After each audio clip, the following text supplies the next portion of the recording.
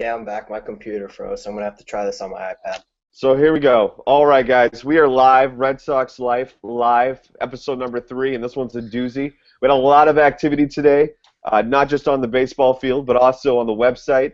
A lot of things to cover. But before we even get into all of that, I just want to hear some opening thoughts. So Ryan, what's your kind of opening thought for this episode?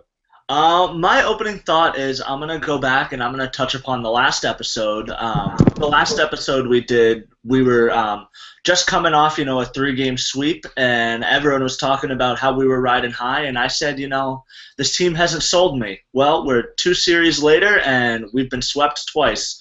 So I'm going to say, again, the team hasn't sold me, and they're really doing a bad job selling me right now because they haven't shown anything since the last Red Sox Live.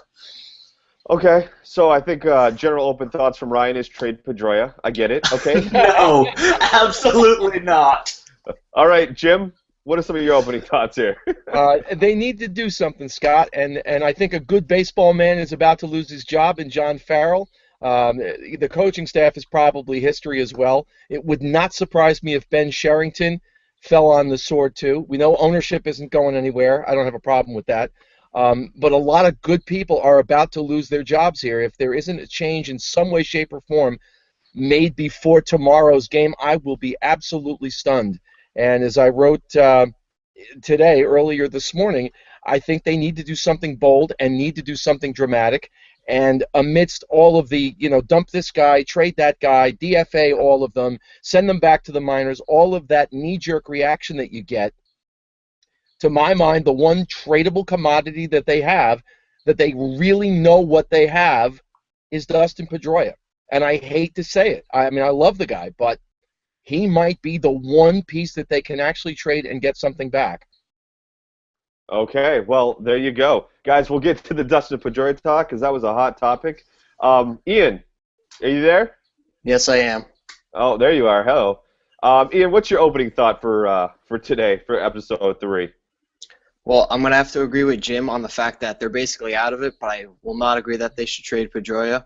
But it's not looking good for them right now. I mean, we saw what happened this weekend. You give up 13 runs to the Blue Jays 2 times in the series. I mean, that's basically tells you how your year's going.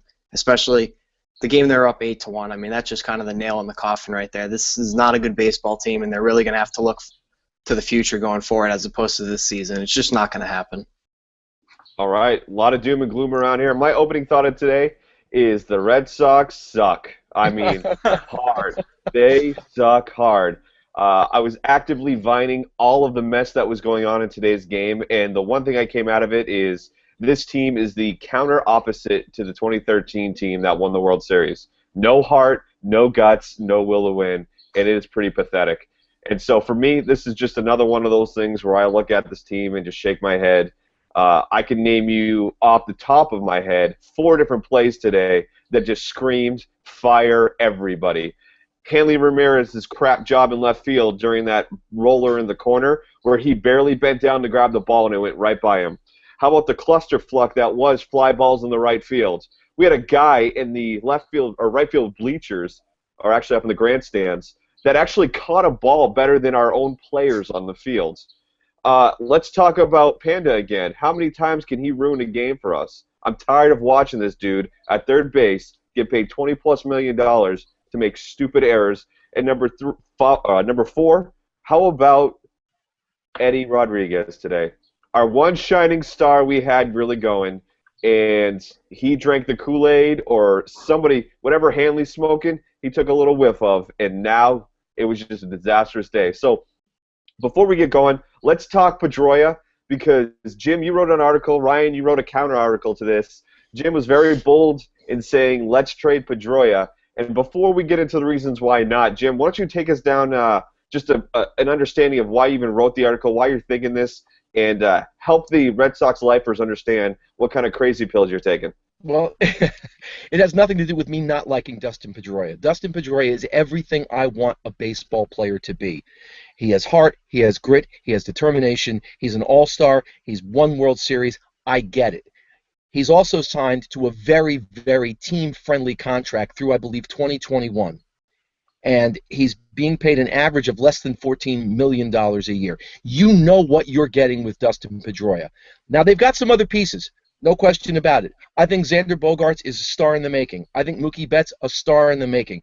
Eduardo Rodriguez, a star in the making. We talked on our last broadcast about the development of Blake Swihart. These are pieces, but they are, for the most part, unproven commodities. You have no idea what you're going to get with these guys. Look where we thought we were with Will Middlebrooks just a couple of years ago. We thought we had a 25 home run guy who was going to anchor third base for years to come, and he's where? Somewhere other than Fenway right now. He's in San Diego. You don't know what you're going to get with these guys. You know what you have with Pedroia. I remember about 5 or 6 years ago asking a friend of mine who's a big Yankee fan, when the Yankees were going through the mess of what had happened in the World Series, losing to the Marlins, losing to the Red Sox in the LCS, a couple of years after that, if you knew that trading Derek Jeter would fix what was wrong, if you could get the pieces back, would you do it? Oh, we can't do that. He's the face of the team. Blah, blah, blah, blah, blah. If you knew that Dustin Pedroia, that trading him would get you enough in return that it could start to fix this mess, would you do it? I think they can get enough in return. And if I'm Ben Sherrington, I take phone calls on anybody and everybody as long as I'm still the general manager. And who knows, that might be gone tomorrow as well. Oh, wow. It's time. They need to do something bold. They need to do something dramatic. They traded Nomar. Joe Montana got traded. You can tell I'm angry. I'm usually regarded as the voice of reason. I'm the idiot who defended Stephen Drew staying at shortstop during the World Series. Yeah, you can't defend that. So livid about what's gone on at this point. Get them all gone. I love Pedroia, but if I can get something back and I can fix this team, then do it. So, Jim, one of the biggest questions people are asking you on Twitter outside of "Are you crazy?" is what can you get in return for Pedroia? What are you looking at as fair compensation for essentially what's going to be the next face of your franchise after Ortiz? Well, I mean, you got to look to somebody, and I didn't honestly research enough to see who needs a second baseman at this point. That would be the first place I'd look to. Who needs a second baseman, and how badly do they need him, and what do they have to offer? Please don't give me Cole Hamels. I'm done with that. I think that there are other pieces that the Red Sox could probably look for. I'd like to see Mookie Betts at second base. That's where he should be, not learning center field at the highest level of professional baseball. I mean, for the love of God, what are they thinking? He's played second base. He's been on the dirt his entire career. Let's put him in center field, in one of the most difficult center fields in baseball. Interesting. But he has played well. I mean, I like him there. You don't like him there? I didn't say I didn't like him there. I'd like him a lot better at second base, I think. I'd like to see Jackie Bradley Jr. back out there in center field, to be honest with you, regarded by a lot of people as the best defensive center fielder in baseball, and he's in AAA. Fair enough. All right, Ryan, before we get to your article, what do you have to say about that? Oh, my God, I completely disagree with that. Mookie Betts hasn't played second base consistently since AA. He played it in AAA for 40 games. He did not excel. He hasn't proven that he can play the position at a major league level. How long was he in AAA, though? In AAA, playing second base. Overall. Oh, in AAA, he played 90 games. So half of the time he was there. Yes, he played. Not a good sample size. No, it's not. But then when you look at him down in AA, wait, let's see. He played 40 games in AA, and he played 6 games in AAA at second base. Okay. So he hasn't proven consistently that he could play second base since he played in 2013 when he played 126 games at second base. So what are you saying, Ryan? I'm saying that Mookie Betts is not a fix at second base right now, and then bringing Jackie Bradley Jr. back up to play center field is a joke. I'm saying that he hasn't been able to prove that he can hit. Sure, he can play defense, but if you look at his numbers, his WAR, his wins above replacement last year was .5. He's worth half a win. That's better than Poppy. You're right. I'm just saying. That's all. Mookie Betts right now in center field, his WAR is 1. Because he's proven that he can play center field and he's proven that he can hit the baseball. Jackie Bradley Jr. is a phenomenal center fielder. He is probably potentially the best center fielder in the game, but he can't hit the ball. And we will go nowhere, especially with an offense who can't hit the ball right now, if we add another guy into the lineup that's not hitting the ball, especially if we take Dustin Pedroia, our leadoff guy, who's crushing the ball right now, out of it. All right, Ian. You've been quiet. All right, I'll chime in here. So on Bradley, if you throw at him in center field, obviously you're going to get the great defense. And when he came up this year, he had 11 at-bats, and those at-bats were against Felix Hernandez, Sonny Gray, and R.A. Dickey. Not exactly a recipe for success. And at this point, isn't anything worth a shot? I mean, he's crushing the ball down in the minors, and hitting the ball somewhere is better than nowhere. I mean, this team right now can't get hits at all. So, I mean, I think it's definitely worth a shot if you're going to get that great defense out there. Or even put him in right field, because Fenway right field is very tough. And when Victorino played it well, you saw how valuable that could be. So I really think it's worth it to give him a shot, especially when you see guys like Travis Shaw get called up for one day, have a meaningless pinch hit at bat in the ninth inning, and then get sent down. What is that going to do for this team? I don't think it's going to do much. I think we got a new voice of reason here. I like this. One of my questions on this whole thing is, why not? Why can we not just move things around? And I'm not even talking about Dustin at this point. I'll get to that in a minute. But as far as, Hanley, move him to DH, sit Ortiz. You can't do that now because Ortiz is actually starting to heat up more than he ever has been this season. But we need to do something. And I got to agree with Ian. If you're going to say that that everybody's not hitting, I'll take good defense if everybody's not hitting. That's me. Right now, Castillo should be in the minors. JBJ should be called up. My opinion only. You may agree with me, you may not. Castillo has brought nothing to the table. You paid $72 million for a guy who's going to be either a bench player or a everyday player at the Pawtucket Sox. So, I mean, for me, send Castillo down. I know you bit the money, but you know what? You're going to have to do that with some of these other guys because, in my opinion, you're going to need to trade a bunch of them. But to get to Dustin Pedroia, I got to say, I was intrigued when Jim brought this up because it's such a business move instead of an emotional move. I think I tweeted to you, Jim, or at least DM'd you last night that said you can't reason with emotion. Mm-hmm. Pedroia is the only thing they got going on besides Xander and what was Eduardo Rodriguez after a disappointing showing. There is no way this team is going to trade Dustin. However, I think it's an interesting proposition, and if you can get a sweet deal out of it, I entertain it. I liken it to like the Bruins. The Bruins should be dangling out pieces left and right to people. Chara, Rask, anybody, because it's at least you're fielding what you could get. And if you can get a sweet compensation package out of sending Pedroia somewhere, it's not going to be popular. People are going to be pissed off. But at least it's something to think about, and it might help you turn around quicker in the future. Ryan, let's talk a little bit about your piece today. What was the reason for the rebuttal? Well, Jim sent out the email, and I quickly checked Twitter, and I realized how negative the response was. And I thought that if we as a site put just a piece about, why Pedroia should go, then people are just going to get turned off to our site. And they're just going to be like, this is all negative, I'm done reading them. So I thought, let's throw up something, let's say, there's different opinions. And just to get the idea of, like, we're not all on board with, Jim's piece. Because I said that at the very beginning. I said, Jim wrote a piece. I'm not really on board. This is my argument. Okay. But what was your argument? Why keep him? Why keep him? Yeah. I mean, career leaders, Red Sox WAR position players, Dustin Pedroia is 8th. All time. He's 4th defensive WAR, Red Sox, all time.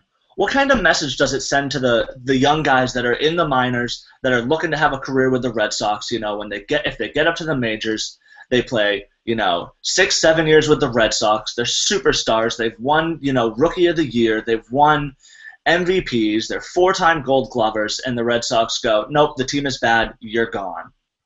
This is the guy that Yohan Moncada should be watching film of every single day.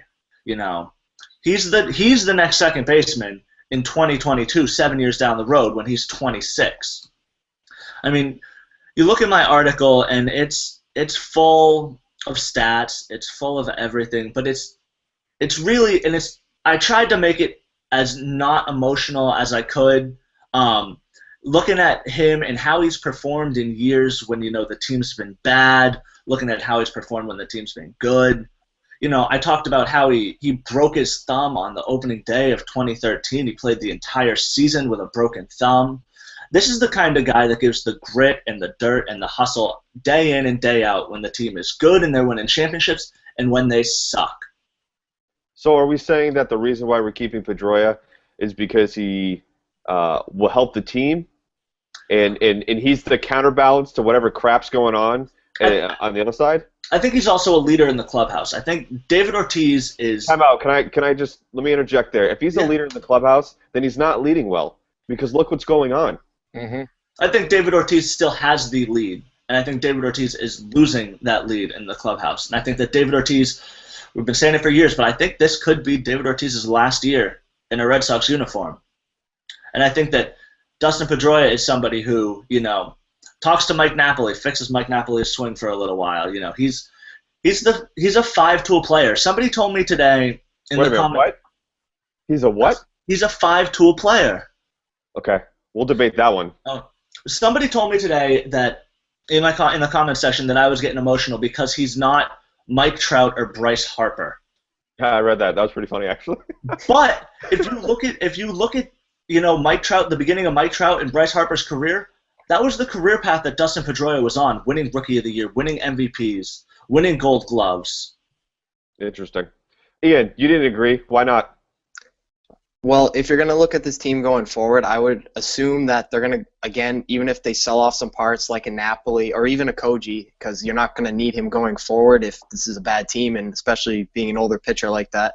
But if you're going to do that, then I would assume you'd like to keep Pedroia and, again, go for a quick fix or even keep some stability with this team because you can't just trade off every single part of the team, especially when they have younger guys coming up. They're going to need someone to look up to, and I think Pedroia can be that, and he's still producing at a great level. He's probably still the best second baseman in the game. I mean, Cano's having a down year, and Pedroia signed for half that money. I mean, he's a bargain out there. You got to keep him.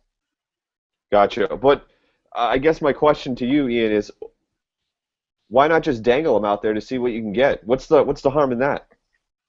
I guess there's no harm in that, but I don't know what they would expect that they could get for him. I mean, obviously, you'd have to see what you can get and then weigh your options, but I'm just not sure that they're going to be able to get much that can make this a quick fix or even, help this team going down the line, really. Well, isn't that what we're looking for right now? I think we all agree this season's done. It's over. You get swept twice in a row, 6 games out. There's no way you're catching up to New York, let alone even having a chance for the wild card. So shouldn't we be looking past 2015 right now and moving towards 2016 and beyond, looking at the future of this team? Because right now we have some really ridiculous contracts. We've got Hanley Ramirez just absolutely playing god-awful defense. We've got 3 people that really should be a DH and only 1 spot at DH. Poppy's finally turning it around, but still he's struggling against left-handers. And you've got a cluster in the outfield right now. And you've got people down in Pawtucket that are ready to move up. Not to mention, and I tweeted this out before, and Jim, you might want to comment on this as well.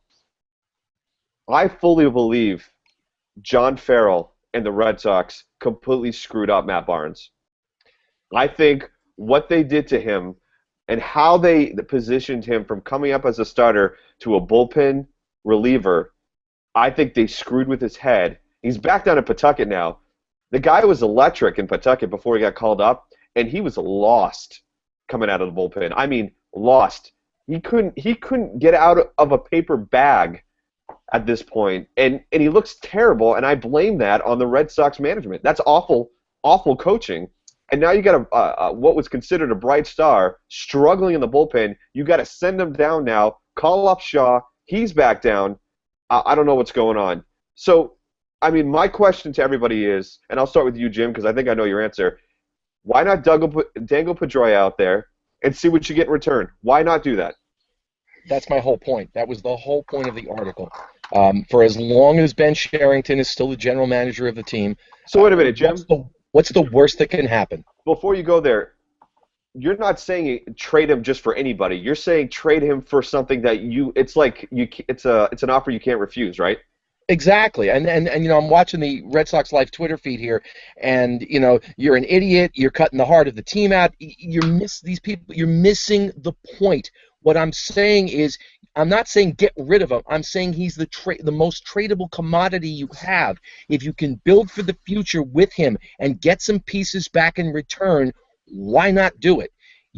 Look at what happened in 2011, in the end of that season. Who was the second baseman? We finished last with him 2 out of the last 3 years. We're going to finish last with him now.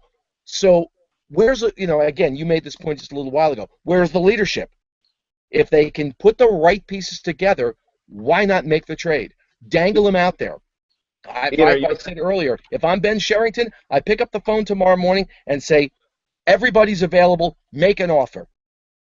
Ian, do you agree? Can we at least agree that you could dangle him out there just to see what you get? Yeah, you could dangle him out there. I'm just wondering what you think that they would be able to get in return that would benefit this team going forward. Because what would you say would be a fair return? Well, I think they would need some pitching going forward. But again, when you have all these guys in the minors, eventually you have to see how good they are. Like, you can't just stockpile Henry Owens and Brian Johnson, till they get up, till 25, 26. Eventually, at that point, at some point, you're gonna have to see how good they are. And I still think that Pedroia is going to be a big part of the next good Red Sox team, and so I'm just not ready to trade him for. Obviously, it would be something good, but I'm just not sure what they have would be a quick fix, and as opposed to getting a younger guy and bringing them up along. Ryan? I think there's the idea of dangling him, but I don't see what we get for him. I think that people throw out big prospect names, and big prospect names is not what you want going forward. We have big prospect names in our system. I think, you need a Chris Sale for him. You need straight up? No, I think that's not enough for Dustin Pedroia. I think this isn't going to happen, but I think you need a Clayton Kershaw, Felix Hernandez, Sonny Gray for him straight up. If that's what it's going to take, I'd give up Dustin Pedroia for Clayton Kershaw, straight up. But that's not going to happen. That doesn't happen. I win. You just made Jim's argument. Yeah. I just got a tweet from somebody named Carly who says she doesn't like the idea of trading Petey. Shouldn't we be looking at Panda, Poppy, Victorino, and getting rid of John and Ben? Nobody is taking Panda off our hands. Nobody's taking Victorino. Victorino's hurt. Nobody's taking him. Who's taking David Ortiz? Who's going to walk in the door and say, I'll take Panda, I can fix him? That's the whole point. Panda's untradeable. You signed this guy to a ridiculous contract. They didn't need him. You signed Hanley Ramirez to a ridiculous contract. You didn't need him. You're stuck. You can't just get rid of these guys. Nobody wants them. Yeah. Interesting.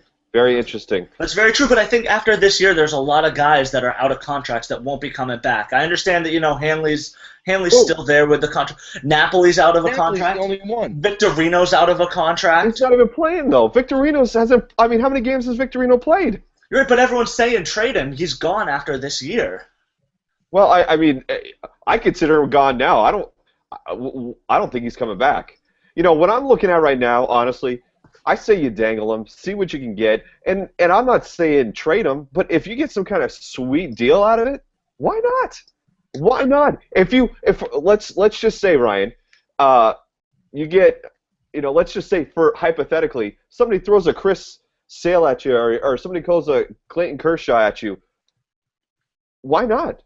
If you can get some real value out of them now, why not? Right, but realistically, who is somebody going to throw at the Red Sox for Dustin Pedroia? Because those guys are off the table. Realistically, who's going to get thrown around for Dustin Pedroia? I don't know. Honestly, I don't know.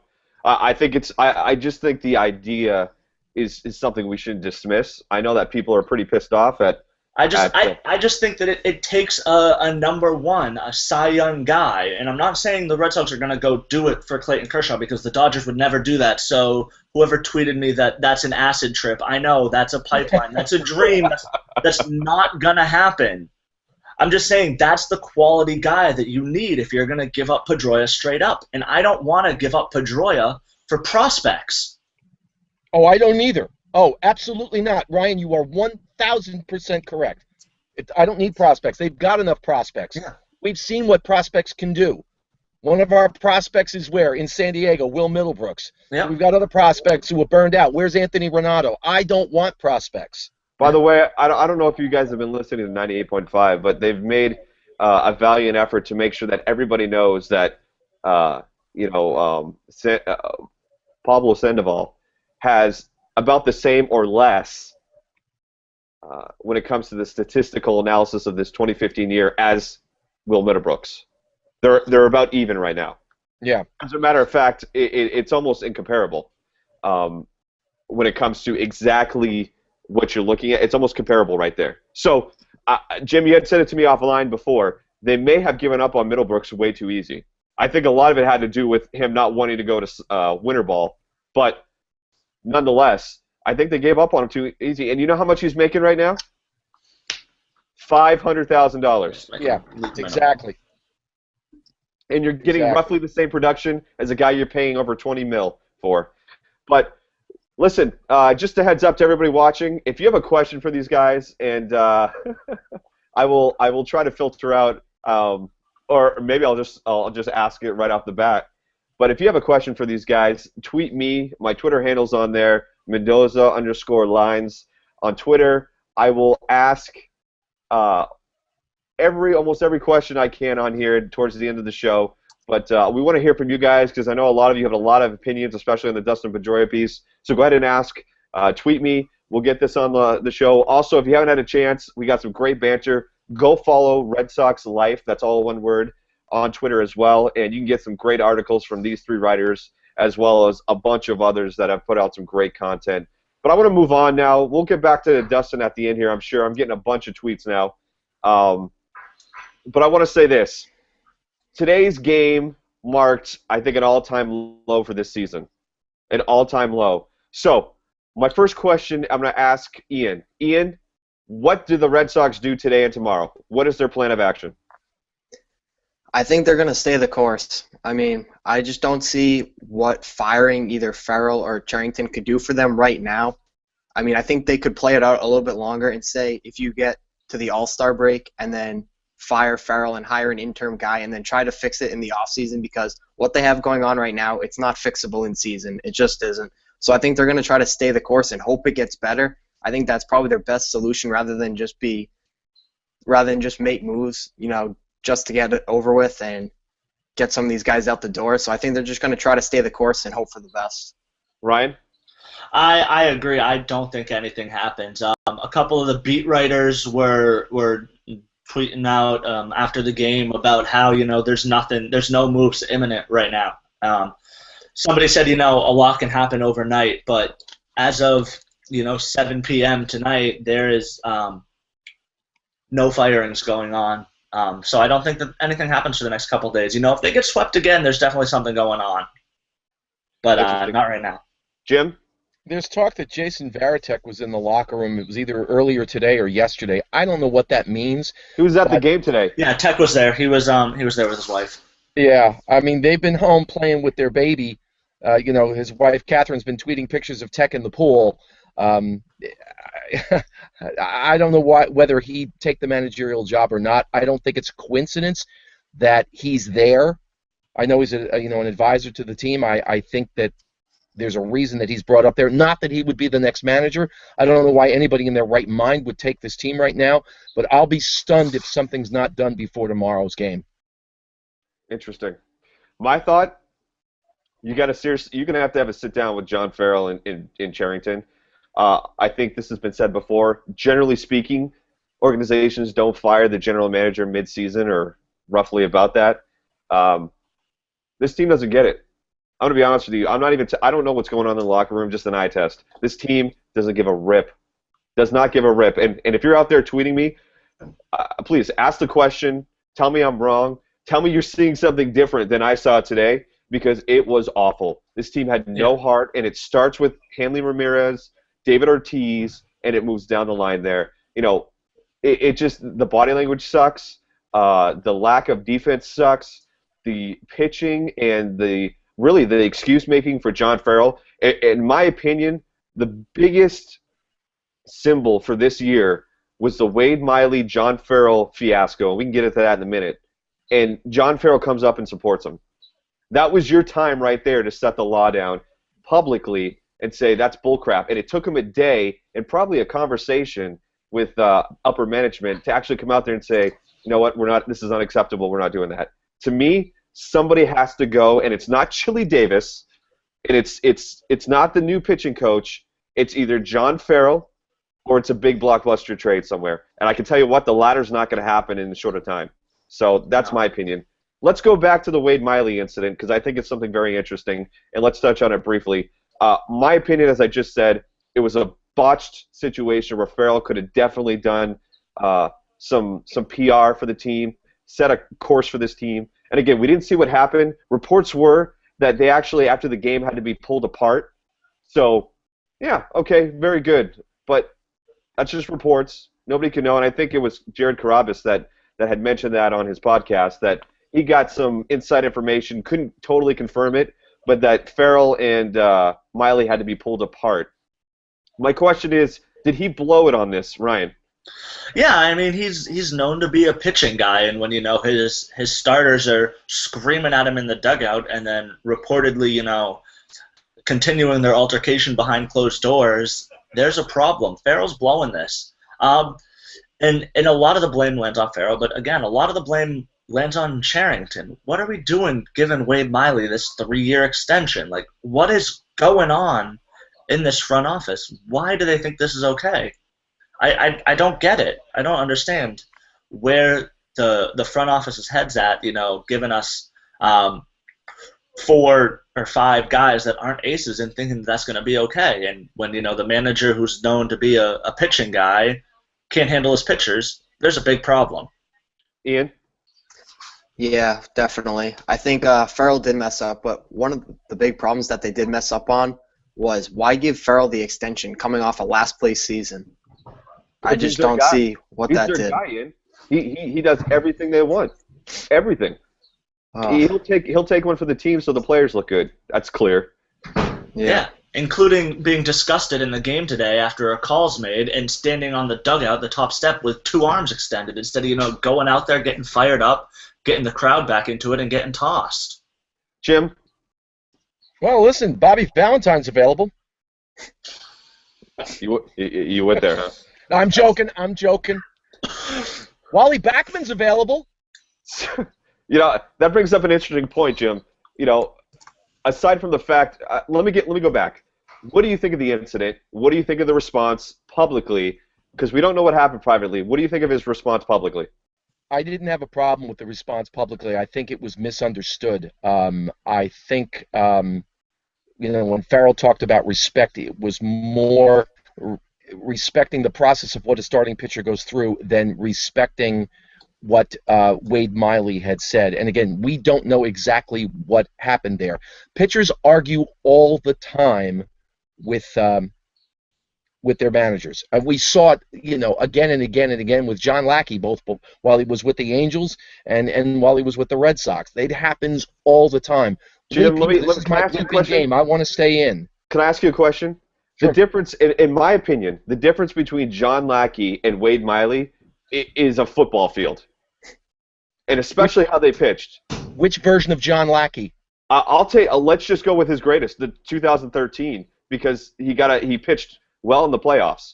So I'm going to go with that. Okay. There is a big difference though between Wade Miley and John Lackey, and I think really the reason why people were so pissed off about what happened and why they were so up in arms is the fact this team has sucked so bad, and Wade Miley gives up 3 home runs, gives up 5 runs, and he's pissed off because somebody's getting warmed up in the bullpen. Dude, you should be worrying about not letting runs in and hits going, as opposed to looking out in the bullpen and wondering who's out there, if Lane's out there, or if, you know, whoever is warming up because you can't get the job done. To me, that's, I think, really more than anything else, is the reason why people were so pissed off that John Farrell didn't come out and go, hey, you whining baby, stop it. If you did your job on the mound, you wouldn't have to worry about me setting up guys in the bullpen to get ready to bring him in because you can't handle it. I mean, that's my opinion. I don't know if you saw it that way, Jim. Wasn't one of the things that the players liked about Tito was that he had their back, Terry Francona, was that he didn't air the laundry in public? Why do we need John Farrell to air it in public if indeed the two of them had to be separated later on? And you saw that Farrell was animated in the dugout. He gave as good as he was getting from Miley. Yeah, but here's where I'll come back, Jim. That whole saga with Francona, it ended badly. Chicken and beer. You know, he had their back so much that by the end, the inmates were running the asylum. It was so I get it. Like, everybody loves Francona, and I think Francona, with the teams he had, his personality and the way he handled things, for the most part, up until the end, were really. I mean, it worked, right? But you know what? It's Wade freaking Miley. Like, you're not Clayton Kershaw. And the way he showed up, the manager on Nesson, I mean, I guess you take the whole package together, it was pretty bad. And I think even like if Red Dog and Orsillo were like just appalled at the fact that they're watching this happen live. I think the whole thing, you put the whole thing in perspective, and it just looked bad, and it looked worse because Farrell didn't come out and say right off the bat, like he said the next day, which is, we're not going to stand for that crap. That's not acceptable. He could have said that, but still said, yeah, they've got pressure. You know, things are tough. You know, right now the club. You know, nobody likes losing. We're trying to change the culture. Didn't happen. So to me, it just seems he had an opportunity there. He did. He didn't take it. But anybody else want to comment on that before we head on down to a different topic? No. No. We're done with Farrell. Yes. So fire him right now. Let's just get rid of him. I don't see who can replace him. Anybody. I'll do it. I'll do it for free, just to be at Fenway every day. I think I could do it. You're laughing. What do you think, Ian? Do you think there's a replacement out there for him? I don't know. I'm just lost for words with this team. It's just not going well. That is the saddest looking face I've seen on a Google Hangout in a very long time. That is sad. All right, guys, love the questions. They're coming in strong. I'm seeing them over here. Keep them coming. Again, at the end here, we'll start answering them, but we got just one or two more topics we want to hit on, and then we're going to go to you guys. But the next thing I want to talk about really is where do we go from here as far as player-wise? Who are we bringing up? Who are we sending down? And I just want this quick. I want to know right now, who are you bringing up? Who are you sending down? And I'll give you a 3 up, 3 down. That's what we'll call this segment. Look at that, right on the fly. 3 up, 3 down. And my man Ian, who's always got the stats and everybody ready to go. Let's hear it, Ian. 3 up, 3 down. All right, so I'd be calling up Jackie Bradley Jr. Okay. I'd call up Brian Johnson. And I would probably send down Castillo because he just does not look good out there. I'd also send down or maybe just get rid of De Aza because I just don't see the value he's bringing to this team right now. I just don't see what those guys are doing right there. And I'd also see what they can do about getting rid of Sandy Leon. I mean, he's not been great as a backup catcher. Not that that's an issue right now, but still. I mean, I think you have to get some production, especially with the young Swihart out there. So I really think that they need to get something for him. Well, not something for Leon, but get something out of that backup catcher's position because, especially with the young guy, I mean, you really need a veteran backup behind him. How'd you like that waltz dance thing they did, him and Sandoval over at third on that pop-up? Wasn't that pretty? Ugh. That's another great visual of what this freaking season has brought. All right, Ryan. I'm sending Mookie Betts to the DL because I think it's a lot more serious with his back, and I'm calling up JBJ for that. Sending down Joe Kelly, and I'm calling up Henry Owens. And Joe Kelly? Yes. Okay. And I'm sending down De Aza, and I'm calling up Garanticini. And where are you moving Panda? You know, he can sit for a little while. Or, he could DH for a little while. You know what? I'm not... Wow. No, go ahead, Ryan. Go ahead. Get the right. I mean, I love you, but my God, you're out of your... You're crazier than I am. Hang on, Jim. Hang on, Jim. Let him finish. You're saying that this team needs a shakeup. shake it up. Put him on the bench for a couple games. Move him over to first if Napoli's not producing. Oh my! He can't catch the ball. He can't freaking So what are catch you the gonna ball. do? You want to send him down to AAA? Who? Sandoval? Yeah. You can't. Or are you gonna keep him at third, or are you gonna just keep him at third and tell him he can't catch the ball and leave him there? Or are we gonna put him on the bench for a couple of games? Oh my God! Let me interject here. This is where Guys, it's come. Let me throw a question out to you. Hang on. If you're watching this right now, I want you to send me a question right now, or at least tell me what you would do, because this is great. This is great stuff. Or ask one way or another if Ryan or Jim, because Ian's not the crazy one in this whole thing, but if Ryan or Jim have some kind of screw loose, send me a tweet right now. Mendoza_lines. It's on here. I gotta know, because this is gold. All right, Ryan. I'm just waiting. I'm just waiting for him to come in and tell me I'm crazy again. Okay, Jim. All right. Can I give you a little bit of the behind the scenes of what went on last night? Because Ryan and I were going back and forth, and we kind of wrote our articles at the same time. So I would look at Ryan's, and Ryan would look at mine, and it was kind of a point counterpoint. So. So it continues. It continues. I'm sorry? It said so it continues. Yeah, so it continues. I had this overwhelming thought after I had written the thing this morning about Pedroia, and I got thinking, what would Bill Belichick do? Oh, jeez. Bill Belichick ran the Red Sox, and the only thing I could think of was, do you remember the outrage? Logan Mankins. Oh my! What are we gonna do? They won the Super Bowl without Logan Mankins, right? Sure. And if Bill Belichick were running the Red Sox, what would he do? What would he do with Dustin Pedroia? What would he do with David Ortiz? What would he do with Panda? These are I'm really being rhetorical here. I don't know what he would do, but I have a feeling it would be far different, and I understand the contracts are far different in the NFL than they are in Major League Baseball because of guaranteed contracts in baseball that you don't have in football. I get it. But I do think that it would be a totally different approach. If I'm bringing guys up, I'm bringing up Bradley. I don't think Owens is ready yet. I don't think Johnson's ready yet. I don't think Cicchini is ready yet. And does Kelly have options? I don't know if he has options. I don't know if you can send him down or not. He does. Okay, then that would certainly be an option to look into if he does indeed have the options, because I think he needs some time to clear his head. There are no quick fix solutions for the 2015 season, and I've seen that come up again and again on the RedSoxLife.com Twitter page.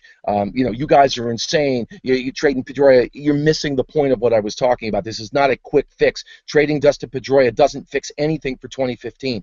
2015's over. This team is dead. If they finish anywhere above last, it's a win for us. They're on their way to one of the historical bad seasons of all time. They got to make a move. They've got to do something. Historically bad, 3 out of 4 years. Yeah. Okay, so again, we're about to get ready to the answer your question segment. So if you guys have questions, go ahead and tweet them to me. We're about to get ready to do this. I'm going to tell you what. If this is the end of the season, which I think it is, I think it's time we start getting some of the younger guys some experience in the majors. I don't say keep them up here, but I say let's have a spot start every now and then. Let's give Henry Owens something to do. Let's give Johnson something. I mean, this is your opportunity right now. And let me tell you this. Don't give Farrell the opportunity, or this freaking staff, the opportunity to screw up somebody like they did Matt Barnes. I am so irritated with the fact that this kid who has had a bright spot down in Pawtucket, who was pitching well, gets called up, and now he's got a screw loose. He doesn't know, he can't throw a fastball on the outside corner of the plate because he's thinking too much out there. It's just too much. And so I want to see guys get called up, but I also don't want them to get screwed up in the head either. So you make one spot start, get them back down there again.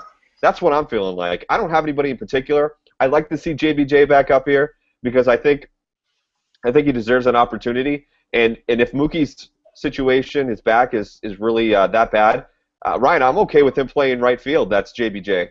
Mm-hmm. I think he can play right or center. I think he's probably more comfortable at center and probably would do a lot better there than what we have right now. But that again, that's just something that I'm thinking. I want to move on because we're going to close this up, but I do want to bring in some of the tweets that I've gotten because there's some good stuff here. Actually, Teddy Townball, I'm not sure who this is, but he said just a quick little comment. I DH your man from the podcast. I'm still trying to figure out which one he was talking about. So Oh, he was talking about me. He tweeted at me right after. Said didn't want to name names, but he tweeted right at me. Just so you know, Pablo has played first before in San Francisco.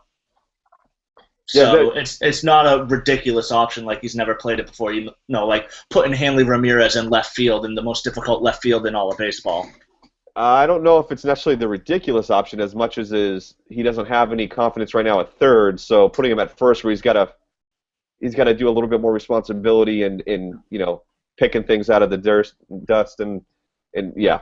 I don't know. I'm speaking for Jim. Jim can speak for himself. I don't want him at first base. I think he's thinking too much at third. He'll be thinking even more at first base because he doesn't have a lot of experience over there. He spent the majority of his career on the left side of the diamond. Why mess with him even more than we already have? So one of the questions I got was, I think she was kidding, but Kelly Clement says, too late to go back to the Bean method? Billy Bean? That's what I assume, yeah. Yeah. So I think they're actually doing that right now. I think they're playing sabermetrics and looking at, but I don't think they're doing a good job of it. Ian, what do you think?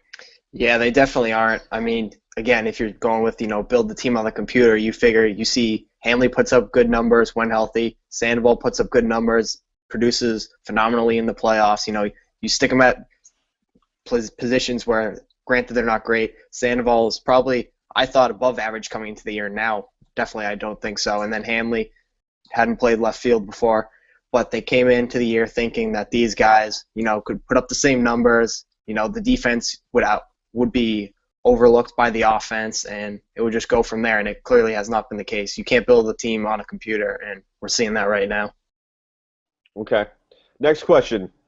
What pitchers, Nick Lake, and that's his Twitter handle, Nick Lake, what pitchers do we target this offseason, Jim?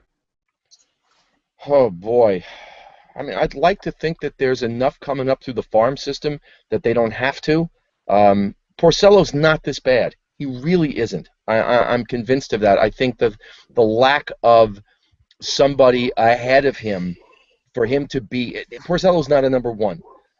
He shouldn't be looked at as a number one. He's never been a number one, but he's won double digits in every year of his career. He's a number four at best.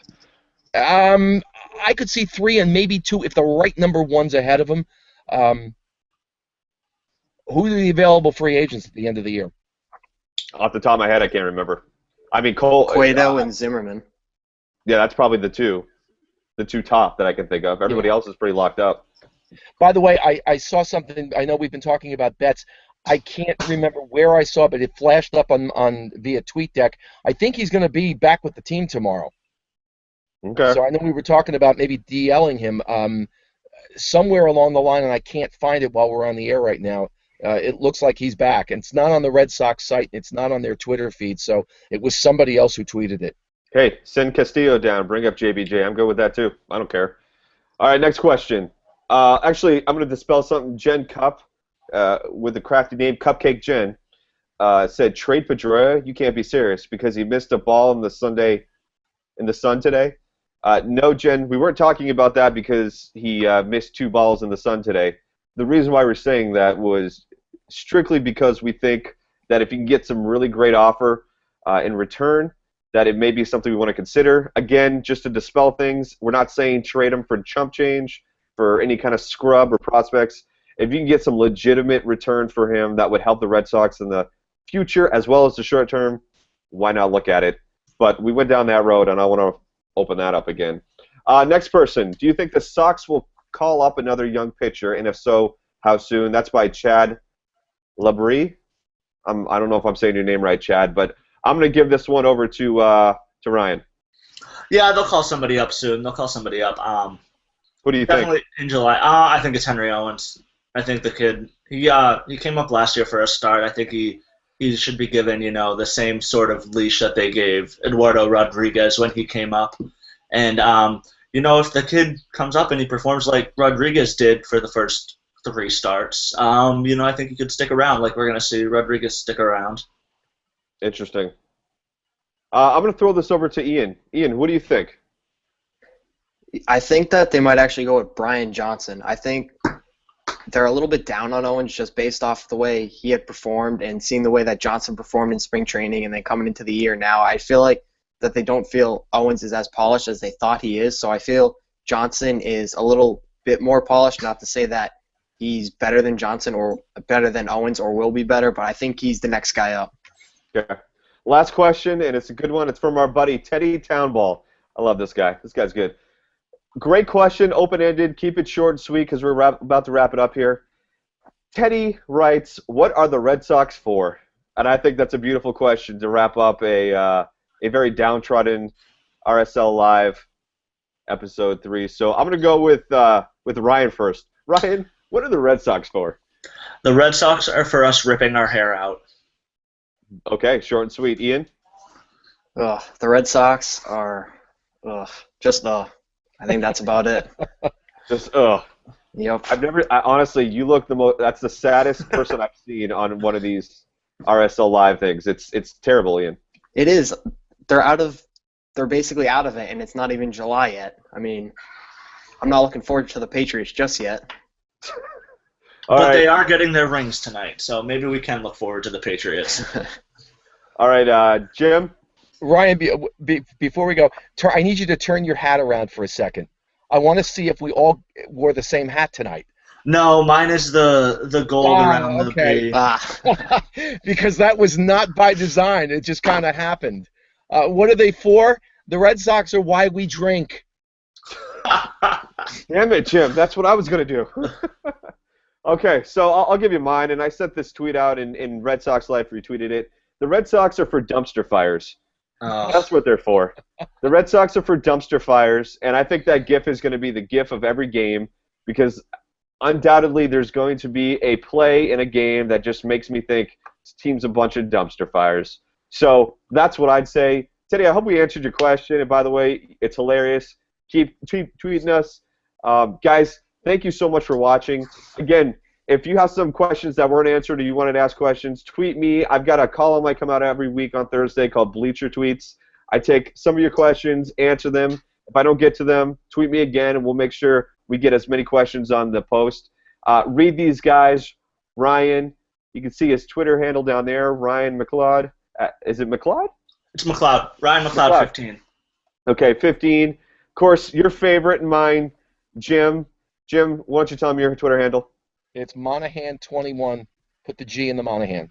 And that's how many years of experience he has just disagreeing with people. It's fantastic. I love it. Same guy who he'll forever be known as the 2013 Stephen Drew defender. Hey, we won a World Series with him. It's true. And Ian, your Twitter handle's not up there, but why don't you say it? Yep, little technical difficulties tonight, but it's at Ian_Vesera, IAN_VESCERA. Tweet these guys if you have any questions for them. Tweet me if you have questions for me. Also, to get you on the Bleacher Tweets, that'll be posted up on RedSoxLife on Thursday. Again, follow RedSoxLife. That's RedSoxLife, all one word. It's not Crap Sox, it's Red Sox. Unfortunately, that's, I think, what they're going to be named from now on. Guys, thank you so much for watching. We appreciate it. Until next time, hopefully they win sometime. Take it easy.